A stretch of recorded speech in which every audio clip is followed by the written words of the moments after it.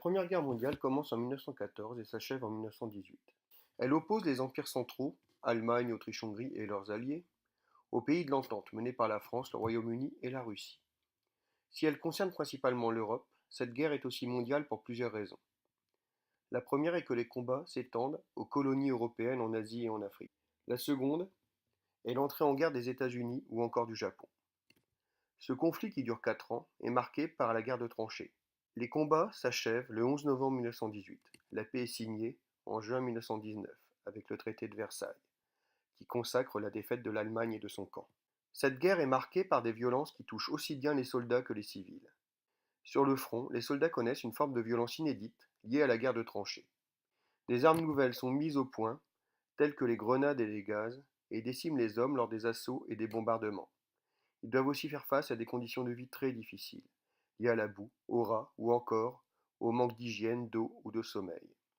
À l'arrière, les civils sont aussi victimes de la guerre.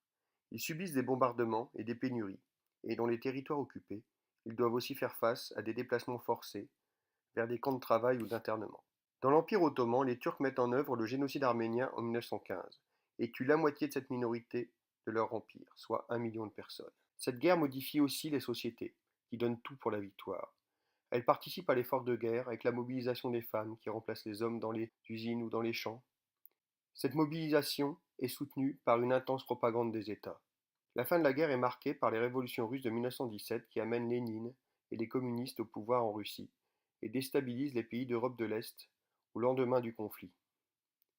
Au final, l'Europe sort de la guerre affaiblie, tout d'abord au niveau humain, avec 10 millions de morts, des blessés, des veuves ou encore des orphelins.